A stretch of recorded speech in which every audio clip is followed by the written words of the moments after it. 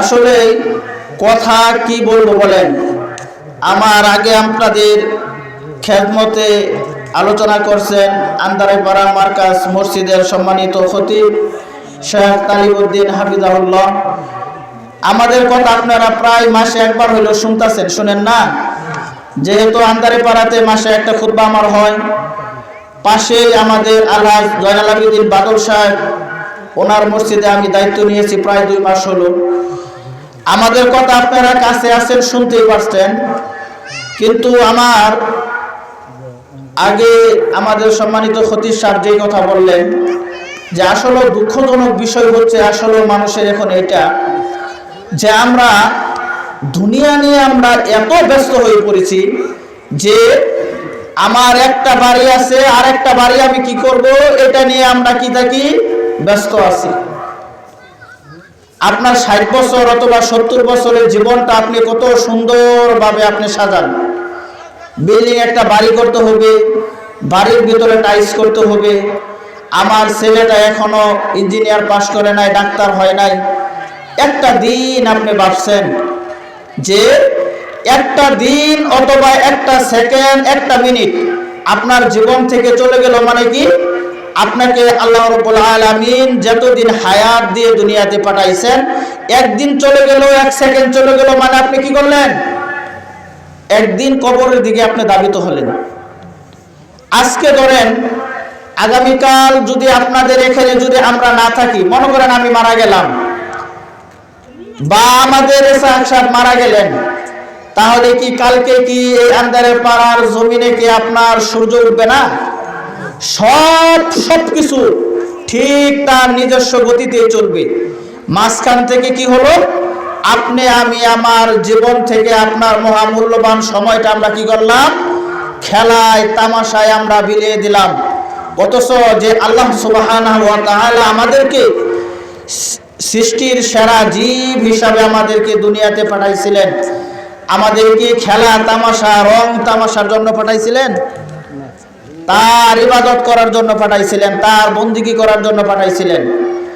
আপনি যতই তালবাহানা করেন, আপনি যা কিছু করেন, আপনার আমার চাইতেও আগেকার যুগে যারা ছিল অনেক বড় বড় মানুষ, যারা অনেক দণ্ডবান ছিলেন, আবু জেহেল, আবু লাহাব, কারণ হাম্মামদের মতো লোক, ফেরাউনের মতো লোক, তারাও দুনিয়াতে চিরকাল ছিল না? ছিল না। পৃথিবীর শ্রেষ্ঠতম ব্যক্তি, পৃথিবীর শ্রেষ্ঠতম মানব জনাবে মুহাম্মদ রাসূলুল্লাহ সাল্লাল্লাহু আলাইহি ওয়াসাল্লাম, তিনি যেহেতু মারা গেছেন, তিনি যেহেতু সারা জীবন থাকে নাই, কাজেই আপনার আমার মারা যেতে হবে, দুনিয়ার মায়া মহাব্বত ত্যাগ করে। এটাই ঠিক, এটা ঠিক না? আল্লাহ রাব্বুল আলামিন কোরআন বলছেন, ইন্নাকা মাইয়িতু ওয়া ইন্নাহুম মাইয়িতুন। হে নবী, নিশ্চয় আপনার মরণ হবে, আপনার পরে যারা আসবে তাদেরও মরণ হবে। কাজেই মানুষ একটা জিনিস থেকে মানুষ কখনো পলায়ন করতে পারে না। একজন ব্যক্তি মানুষের দরজার সামনে আসলে তাকে মানুষ আর ফেরত দিতে পারে না, তাকে ফেরানোর ক্ষমতা দুনিয়ার বুকে কারো নাই। সেই ব্যক্তিটাকে বলেন মালাকুল মাউত। আপনার আমার দরজার সামনে যদি এসে যায়, আজকে যদি বলেন যে ভাই আমাকে আর কিছু সময় দাও, তুমি কিছু সময় দাও আমাকে, আপনাকে দিবে? আমাকে দিবে না। আপনার আমল করতে হবে। কবর আমাদেরকে প্রত্যেক দিন বলে যে আমি অন্ধকার কবর, আমি সাপ বিচ্ছুর ঘর। আমার কাছে আসার আগে তোমরা কি করো, দুনিয়া থেকে কি করো, আমল নিয়ে এসো। আমি হুজুর মানুষ, আমি আপনাদের আন্দারেপাড়ার ইমাম সাহেব, আমাদের তালিবউদ্দিন সাহেব, খতিব সাহেব, উনিসা সাহেব, কবরে আপনাকে এগুলা প্রশ্ন করবে? কিচ্ছু দেখবে না। আল্লাহ রাব্বুল আলামিন, আমি যে আয়াতটা বলছি, আমার সম্মানিত বড় ভাই মুতাহার ভাই এসে গেছে, আমি শুধু শেষ করে দিচ্ছি 2 মিনিট। সূরা জিলজালের 7 এবং 8 নম্বর আয়াত আমি পড়ছি। আল্লাহ রাব্বুল আলামিন সূরা জিলজালের 7 এবং 8 নম্বর আয়াতে বলছেন, ফামাইয়ামাল মিসকালা যাররাতিন খায়রান ইয়ারা। দুনিয়ার জীবনে যারা বিন্দু মাত্র ভালো আমল করবেন, যারা পরিমাণ যে যা আমল করেন সব কিছু আপনি কি করবেন, সেদিন দেখতে পাবেন। ওয়া ইয়ামাল মিসকালা যাররাতিন শাররান ইয়ারা। আর যদি আপনি খারাপ আমল করেন, যা কিছু করেন, আপনার সেটাও আপনি কি করবেন, সেটা আপনি দেখতে পাবেন। দুনিয়ার জীবনটা আসলে আমাদের জন্য কিচ্ছু না। ওমাল হায়াতুদ দুনিয়া ইল্লা মাতাউল গুরুর। এই দুনিয়ার জীবনটা খেলা তামাশা ছাড়া, ধোঁকা ছাড়া আর কিচ্ছু না। যেই কালে আমাদেরকে হাসরের মাঠে উঠতে হবে, যদি মানুষের ভালো মানুষের হিসাব হবে কয় মিনিট বলেন? কতদিন? 2 রাকাত ফরজ সালাত পড়া সমান। হাসরের মাঠে যারা ভালো হবেন আর যারা আমল নামাটা ডান হাত দিয়ে পাবেন, তারাই জান্নাতের সুসংবাদ প্রাপ্ত ব্যক্তি হবেন। আর যাদের আমল নামাটা আল্লাহ রাব্বুল আলামিন বাম হাতে পিছনে দিবেন, তারাই জাহান্নামী হবেন। এটা কোথায় পাবেন?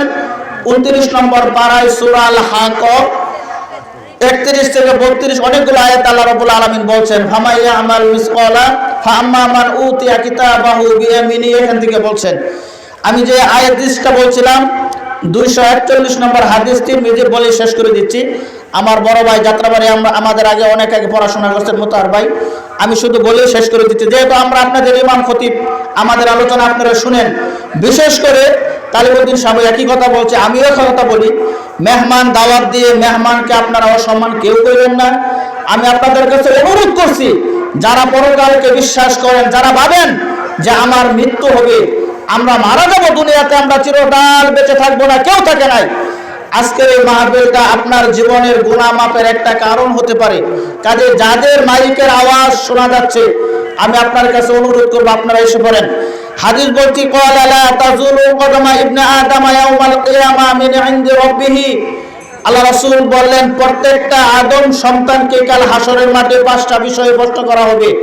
এই 5টা জবাব দেওয়া পর্যন্ত আপনি এক পাও সামনেও যেতে পারবেন না, এক পাও পিছনেও এগোতে পারবেন না।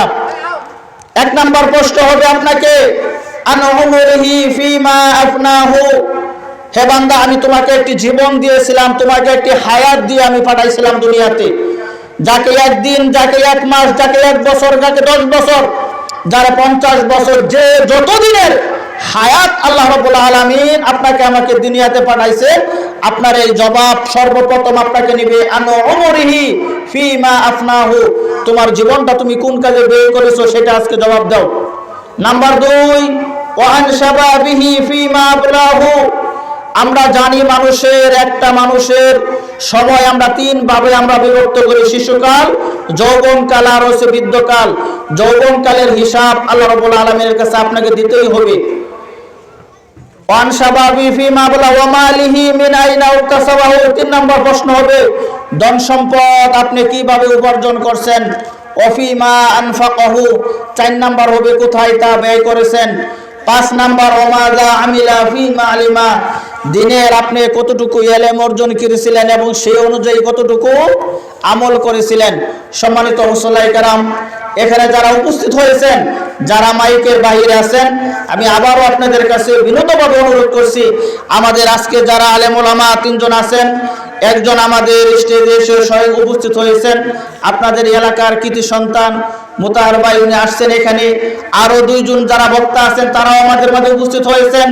কাজে আমাদের বাবার কোনো চিন্তা নেই যে প্রধান বক্তা বা দ্বিতীয় বক্তা আসবে কিনা, ওনারা আমাদের মাঝে এসেছেন, আলহামদুলিল্লাহ। এখন শুধু যে সামিয়ানা আমরা করছি, এখন শুধু আপনাদের আসার বাকি। কাজে আমি আবারও বিনীতভাবে অনুরোধ করছি, আমরা সবাই যেন আমাদের সামিয়ানার নিচে যেন চলে আসি। আল্লাহ রাব্বুল আলামিন আমাদের সবাইকে আজকে এই মাহফিলটা যেন আমাদের থেকে, জীবনের এখান থেকে আমরা যেন শিক্ষা নিতে পারি, আল্লাহ আমাদের সেই তৌফিক দান করুক। আল্লাহুম্মা আমিন। আসসালামু আলাইকুম ওয়া রাহমাতুল্লাহি ওয়া বারাকাতুহু।